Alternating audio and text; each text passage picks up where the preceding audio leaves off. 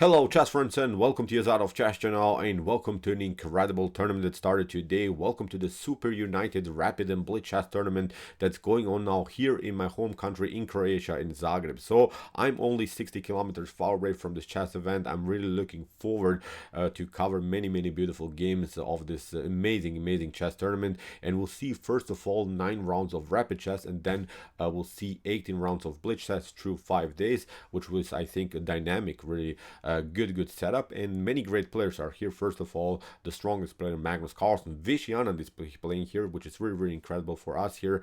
Also Jan Nepomniachtchi is here, Alireza Firouzja, Fabiano Caruana is playing. So every day we'll see a dynamic battle. Every day we'll see an epic derby, and I'm also glad that my landsman Ivan Šarić here from Croatia is also participating. Ivan Šarić is a strong player, and he was also the former European champion in chess. So we are starting now this tournament with an amazing game. Already we have in the round 1 many epic games, and in the round 1 a beautiful derby. We have Gukesh against Magnus Carlsen. The game finished a couple of minutes ago. In my opinion, really a beautiful sharp tactical game played by these two great players. So Gukesh opened with the move e4. Magnus Carlsen's response was c5. We have knight to f3. Magnus' response was knight to c6, and now we have bishop to b5. The Nejmedinov Rosalimov attack, of course, trying to simply take out the knight and of course create a messed up pawn structure, this double pawn structure on the c files. Magnus' response was g6, the fianchetto variation. We have now kingside castling, bishop to g7,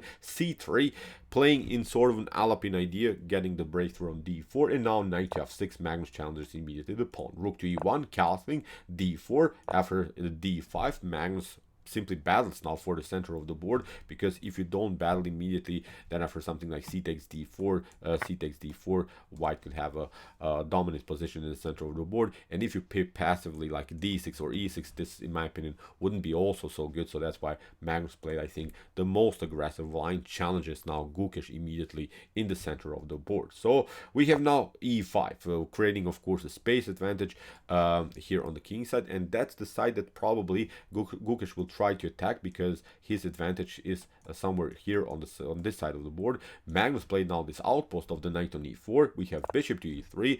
Gukesh is regrouping now, keeping the position around the square d4 compact, and of course wants to also play knight to d2, challenging for the knight on e4. Magnus undermines the pressure. C takes d, queen to b6, putting more pressure against the pawn on b6, but d4, and pardon me, and here also against this bishop on b5. So now bishop to c6 played by Gukesh, and the problem is now b takes c6 can be also played, but leads into complications after queen to c1, and maybe a follow-up, something like, I don't know, maybe later knight to c3, knight to a4, and then maybe knight to c5, keeping here the position locked on the queen side, maybe also playing against this backward pawn on the c6, and also against the weak square on c5. So that's why Magnus took with the queen, but the queen now gets a little bit exposed on the c file, and Gukesh will use now this moment after a couple more moves. So knight to d2, we have bishop to f5. Magnus simply continues to have this grip around this knight on e4. We have now knight to b3 as promised, simply targeting now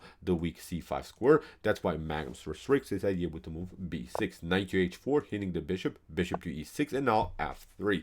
It seems so that this knight is locked, but Magnus found a good counterplay here, g5. Now both players took the knight, and now bishop to g5 here by Gukesh, attacking now both of these pawns on e7 and also the pawn on h4. And so far, really good play by Gukesh. The pawn structure in the center is dynamic. There many things will happen, but I think the downside a little bit for white. White has now great chances. The messed up pawn structure, I think, is also something that is in white's favor. So you see the king, black king, is a little bit naked, but the issue that I see in white's position, the only issue, is now after potential trades of pawns, e takes d5, or maybe d takes e4, whoever takes, the pawn structure will change, and suddenly white will be left with the backward pawn on d4, and this will be a huge problem. When you see now the potential trades, then also the bishop could come here on d5, create the blockade against this backward pawn, and maybe even putting more pressure against the pawn on g2. So the bishops are really good here, and actually I think Magnus Carlsen already a little bit tricked here Gukesh in the opening stage. Of course, he has now attacked now both of his pawns. Magnus can of course counterplay this idea with the move f6, but now Gukesh played rook to c1. Magnus retreats but stays, as I said, on this light squares that he will eventually attack after a couple more moves, because the only strength that I see now in Magnus Carlsen's position is the light square. So the light square bishop will eventually come in a beautiful way into the game. So we have now bishop to h4. Gukesh has an extra pawn. Magnus takes out now the pawn, and now Gukesh makes a mistake immediately in the game, rook to c3. This is simply too passive. This wasn't the best of moves here by Gukesh. He should have simply proceeded with queen to d2, getting the queen more active and putting more pressure against this pawn on e4. For instance, if black continues maybe with a move like a5, trying maybe to attack also the knight with a4, maybe even grab the pawn on a2. The problem is now, after e takes f6 and e takes f6, queen to f4 would cause many positional and tactical problems in black's camp. For instance, you defend this position with the move f5. Now suddenly the rook is coming into the game in a beautiful way. Rook to c7 will cause again new problems in black's position.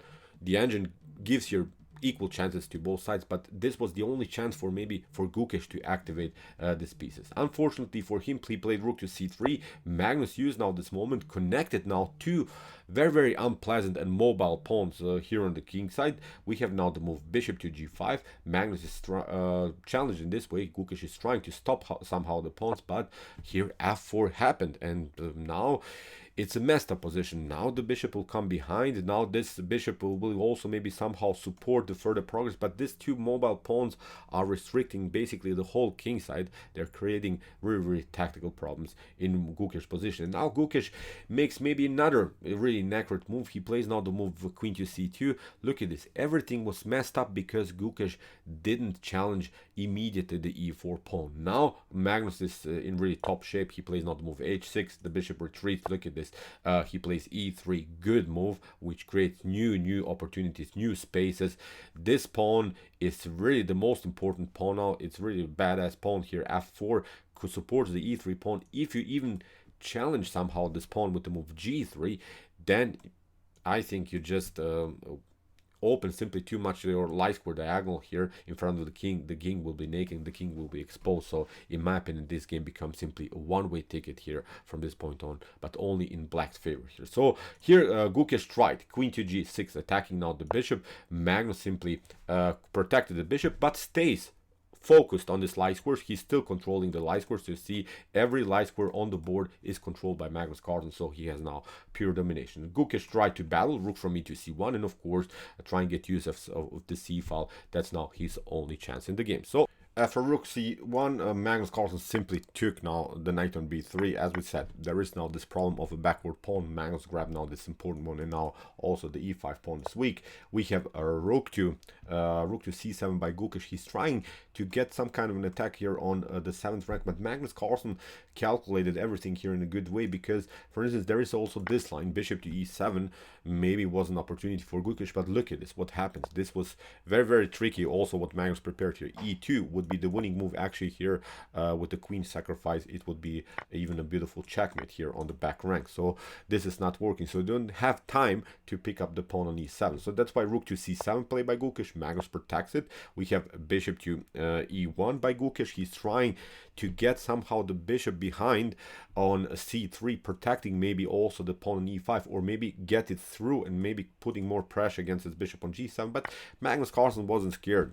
Just played queen to e5. Even if you play bishop to c3, queen to g5 is defending everything. So there's simply nothing that Gukesh can do in this particular position. Gukesh tried rook takes a7. Magnus tried to simplify the game by trading off the queens, and now Gukesh sees the only chance maybe to spice up the game by keeping the queens on the board. But now Magnus pushes through f3, g takes f3, queen to f3, queen to e6 check. Doesn't matter. There's no good check anymore for white, and from this point on, the game is really over. It's even forced checkmate here after move h3 that Gukesh played. Magnus played queen to f1, king to h2, queen to e2, check, rook to f3, and now after move king to h4, bishop to f6 in this position. Gukesh resigned. Even if you go here to h5, of course rook to f5 is immediately a checkmate. No one can save himself from the double check. The bishop is controlling the h4 square, so you can maybe sack the queen, of course, here for the bishop, but again, after a couple more moves, the game would be over for white anyway. So, great game by Magnus Carlsen. Magnus is really in top shape. Yesterday, as I also recorded, he won the title Tuesday on chess.com with the perfect score, 11 wins out of 11 games. So Magnus Carlsen is really back. He is really in an amazing tactical form, sort of. Maybe it has to do something that his charges has been dropped in this Hans Niemann case. I'm really looking forward that Magnus is again playing freely, really without pressure, sort of. He's enjoying himself, I think, here in Croatia, and I think he's now the top favorite to win the whole thing. So, okay, I hope that you enjoyed this game. I really enjoyed it a lot. Interesting ideas of the Nejmedinov Rozalimo attack for sure. If you want to see more competent chess games here on my YouTube chess channel, here's the link of our whole playlist, and you can also check out our top engine games that we also analyze through the week. And if you like this content, don't forget to subscribe to my channel. See you soon with some more videos, and what to say, chess is the best, of course.